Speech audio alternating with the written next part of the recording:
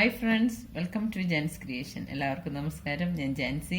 ഇന്ന് ഞാൻ വന്നിരിക്കുന്നത് നമ്മുടെ ക്ലോത്ത് ബട്ടൺ എങ്ങനെയാണ് ഉണ്ടാക്കുന്നതെന്നാണ് ഞാൻ കാണിക്കാൻ പോകുന്നത്. ക്ലോത്ത് ബട്ടൺ സാധാരണ നമുക്ക് മെറ്റൽ കേസ് കിട്ടും ക്ലോത്ത് ബട്ടൺ ഉണ്ടാക്കാനായിട്ട്. അതിൽ നിന്ന് എന്നിട്ട് ക്ലോത്ത് ബട്ടൺ ഉണ്ടാക്കാനുള്ള ഒരു മെഷീനും ഉണ്ട്. അത് വെച്ചാണ് നമ്മൾ കടകളിലൊക്കെ നമ്മൾ ചെയ്യുന്നത്. ഇതിപ്പോൾ ഞാൻ കാണിക്കുന്നത് നമ്മുടെ സാധാരണ നോർമൽ ബട്ടണിൽ നമുക്കിപ്പം എല്ലാവർക്കും മെഷീൻ ഉണ്ടാകണമെന്നൊന്നും ഇല്ലല്ലോ. അപ്പം നോർമൽ ബട്ടൺ വെച്ച് നമ്മുടെ മേടിക്കുന്ന പോലത്തെ അതുപോലുള്ള ബട്ടൺ ഉണ്ടാക്കിയെടുക്കാം. അതാണ് ഞാൻ ഇന്ന് കാണിച്ചു തരാൻ പോകുന്നത്. എളുപ്പമാണ്. ഒരുപാട് സാധനങ്ങളൊന്നും നമുക്ക് ആവശ്യമില്ല. സാധാരണ നമ്മൾ മേടിക്കുന്ന ബട്ടണുകളുണ്ടല്ലോ, ഇതിപ്പോൾ വുഡൻ ബട്ടണാണ്, ചിരട്ട കൊണ്ടുള്ള. അതല്ലാണ്ട് സാധാരണ നോർമൽ പ്ലാസ്റ്റിക് ബട്ടൺ ആയാലും ഒന്നും കുഴപ്പമൊന്നുമില്ല. അപ്പൊ ഞാൻ ഇത് വെച്ചാണ് ഈ രണ്ടെണ്ണം ഉണ്ടാക്കിയേക്കുന്നത്. കണ്ടോ, നല്ല പഫ്ഡ് ആയിട്ട് വരികയും ചെയ്യും. അതിനായിട്ട് നമ്മൾ എന്തൊക്കെയാണ് യൂസ് ചെയ്യുന്നതെന്ന് ഞാൻ കാണിക്കാൻ പോകുന്നത്. ഇതിപ്പോ നമ്മൾ പീസ് തുണി ഏത് ക്ലോത്ത് ആണോ നമുക്ക് വേണ്ട ആ ക്ലോത്ത് എടുക്കുക. അതുകൂടാണ്ട് പിന്നെ നമുക്ക് സിന്തറ്റിക് കോട്ടൺ ഉണ്ടല്ലോ. ഞാൻ എൻ്റെ കഴിഞ്ഞ ഒരു എംബ്രോയിഡറിയുടെ ചുരിദാറിന്റെ വീഡിയോയിൽ 3D ഞാൻ ചെയ്തില്ലേ, അതേ സിന്തറ്റിക് കോട്ടൺ ആണ്.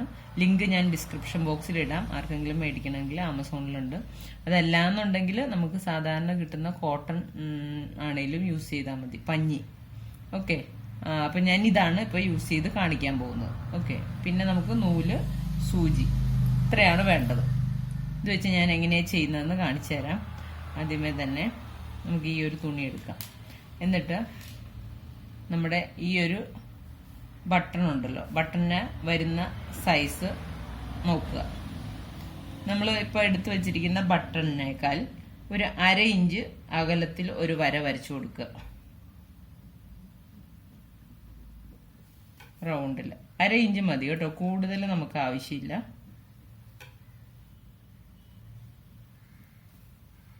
കണ്ട, 1/2 ഇഞ്ചിൽ നമ്മൾ വരച്ചു. എന്നിട്ട് നമ്മൾ ഇതിനെ കട്ട് ചെയ്തെടുക്കുകയാണ്.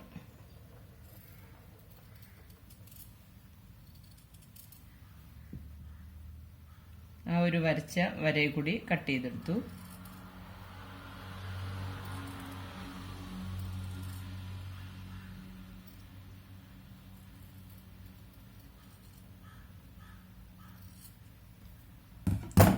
എന്നിട്ട് നമ്മൾ സൂചി എടുക്കുക.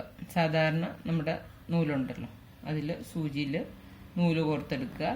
എന്നിട്ട് ഇതിന്റെ അറ്റത്തുനിന്ന്, തീരെ അറ്റത്തുനിന്നല്ല, ഒരു 2 പോയിന്റ് അപ്പുറത്തായി അകത്തേക്ക് മാറി നമ്മളിങ്ങനെ ചുമ്മാ റണ്ണിങ് സ്റ്റിച്ച് ഇട്ട് കൊടുത്ത് പോരുക.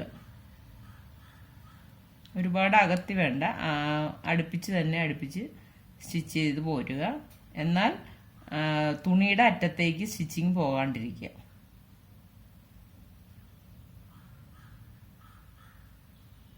കണ്ടോ,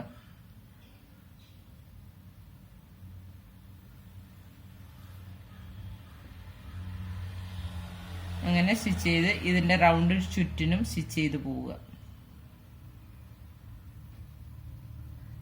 അപ്പൊ നമ്മള് കറക്റ്റ് ആ ഒരു റൗണ്ട് ഫുള്ള് സ്റ്റിച്ച് ചെയ്ത് എടുത്തു. കണ്ടോ, സ്റ്റിച്ച് ചെയ്ത് ഇങ്ങനെ എടുത്തു. എന്നിട്ട് അതവിടെ വയ്ക്കുക. എന്നിട്ട് നമ്മുടെ ബട്ടൺ എടുത്തിട്ട് ഈ നമ്മുടെ കോട്ടൺ ഉണ്ടല്ലോ, കോട്ടൺ കുറച്ചെടുക്കുക.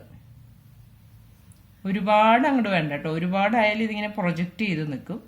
കുറച്ച് എടുത്ത് നമ്മൾ കയ്യിലൊന്നിട്ട് ഒന്ന് നന്നായിട്ട് ചുരുട്ടി ടൈറ്റൻ ചെയ്ത് എടുക്കുക. എന്നിട്ട് ഇതിന്റെ മുകളിലേക്ക് ഇത് വെച്ചു കൊടുക്കുക. കണ്ടോ, എന്നിട്ടിത് നമ്മൾ ഈ ഒരു തുണിയുടെ സെന്ററിലേക്ക് വെച്ചു കൊടുക്കുക,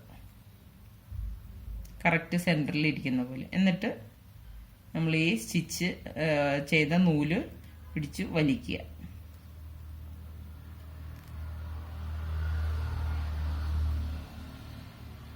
കണ്ടോ, ഇപ്പോൾ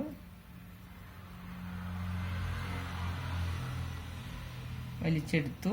എന്നിട്ട് ഇനി നമ്മൾ ഇത് ഉള്ളിലേക്ക് ഇത് വെച്ച് സ്റ്റിച്ച് ചെയ്ത് കൊടുക്കുകയാണ്. അങ്ങോട്ടും ഇങ്ങോട്ടും അപ്പുറത്തേക്കും ഇപ്പുറത്തേക്കും സ്റ്റിച്ച് ചെയ്ത് കൊടുക്കുക. അപ്പോൾ അത് നല്ല കറക്റ്റായിട്ട് ഇരുന്നോളും.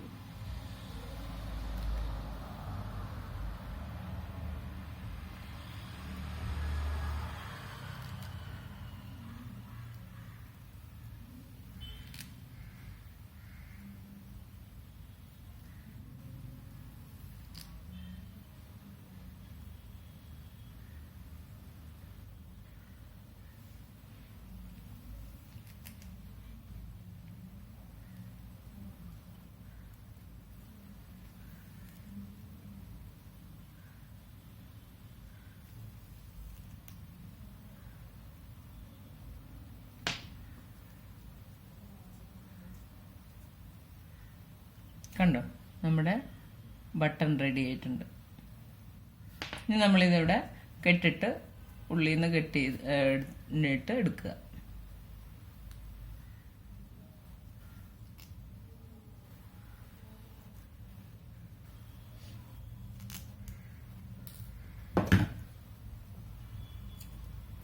വളരെ എളുപ്പത്തിൽ നമുക്ക് ചെയ്തെടുക്കാവുന്നതാണ്. വലിയ പാടുള്ള കാര്യമല്ല. എന്നാൽ കറക്റ്റ് നമ്മുടെ കടകളിൽ നമ്മൾ ചെയ്യുന്ന അതേ ബട്ടണിന്റെ ഒരു ഫിനിഷിങ് നമുക്ക് കിട്ടുകയും ചെയ്യും. കണ്ടോ, അതുപോലെ ചെയ്തതാണ് ഇതെല്ലാം. കണ്ടോ, ഈ തുണിയിൽ ഞാൻ ചെയ്തതാണിത്. അതുപോലെ തന്നെ ഇത്.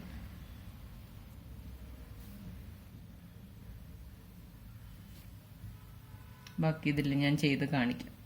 നമ്മൾ എല്ലാ ബട്ടണുകളും ഉണ്ടാക്കിയെടുത്തു. ഈ ബട്ടണുകളുടെ പ്രത്യേകത എന്താന്ന് വെച്ച് കഴിഞ്ഞാൽ, നമുക്ക് ഇപ്പോൾ ഈ ബട്ടണും ഞാൻ ഒരേ സൈസിലുള്ള ബട്ടൺ വെച്ചാണ് ഉണ്ടാക്കിയേക്കുന്നത്. പക്ഷെ ഞാൻ ഇതിനകത്ത് കൊടുത്ത ആ ഒരു കോട്ടൺ സ്പോഞ്ച് അല്ല പഞ്ഞിയുണ്ടല്ലോ, അത് കൂടുതൽ വെച്ചത് കൊണ്ടാണ് ഇങ്ങനെ ഒരു പഫ്ഡ് ഷേപ്പിൽ കിട്ടിയത്. ഇത് അധികം ഞാൻ വെച്ചു കൊടുത്തില്ല. രണ്ടും ഒരേ സൈസിലുള്ള ബട്ടൺ തന്നെയായിരുന്നു.